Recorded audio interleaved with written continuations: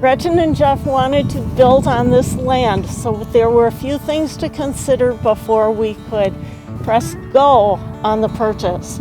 We needed to have some soil borings done. We needed to make sure that the land was buildable. It was time to call out the surveyor, the people who handle the soil borings, to make sure the soil is good. We had a well, but we also needed a septic system site, and all those things had to be determined. Plus, we had to make sure that the home they wanted to build would actually be suited for this land. And fortunately, what they wanted would work here very well. This home is functional. Yep, slab-on-grade, no lower level, no walkout, no basement. Yep, and you guys designed it. Yep. It's very cute, it's very functional. It has the western porch on the front so that you can relax and enjoy the sunset. Watch the horses from the porch. Yes, look out at your ranch and enjoy life. Something else that's important to look at is how many animals are allowed on your property. Counties and townships have regulations and ordinances telling you what your maximum animal count can be. And your animal count is different whether you are raising cattle, horses. Usually cattle and horses are considered the same, one animal, but things like chickens, goats, sheep, pigs are not always welcome, I'm sorry to say, but depends on where you are. No pigs here. No pigs. No pigs. No pigs. But that's important to consider. And then you need to also look at how much space do you have for those animals to live. Do you have enough room for some space for your horses or your cattle?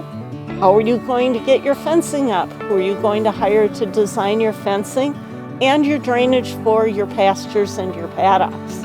Because that is very, very important. Animals can have some real problems if they're constantly standing in muddy or wet surroundings. It's very hard on their feet, as we all know.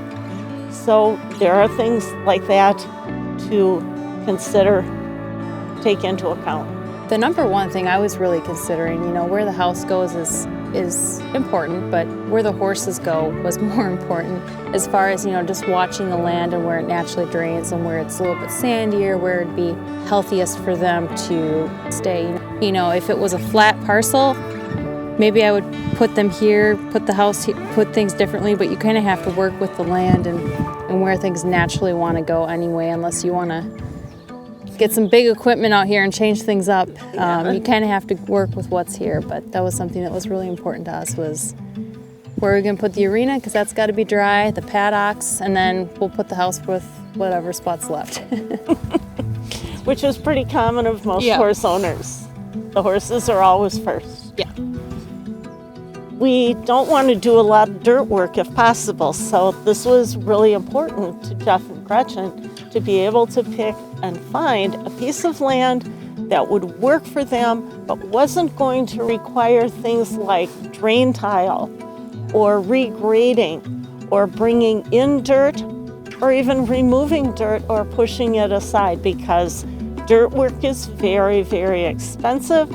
If you can avoid it, that's the way to go. And trees too, moving trees, pulling out stumps, all of that, really gets expensive. Yeah. You don't want to have to do that.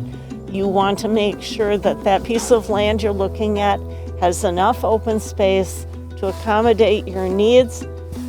Leave the trees and the woods to the deer and the raccoons and the fox and all the little animals that want to live there, but you need to have enough open space that's high and dry and usable for your animals.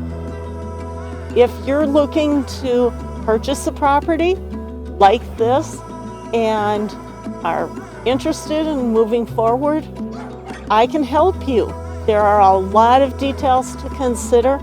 I'm familiar with all of them, and I'm here to help you find the right place in the location you need Not all locations are conducive to horse keeping, but we'll do our best to find what you need in the location you'd like, with checking ordinances and building codes to fit your needs. And we can also help you find a good builder to work with and get the right house put up. Work with people that build pole barns so that you can get a good setup, get your fences up, and be ready to ride. Give me a call or contact me on the website, and I'll be in touch with you right away. I'm looking forward to hearing from you.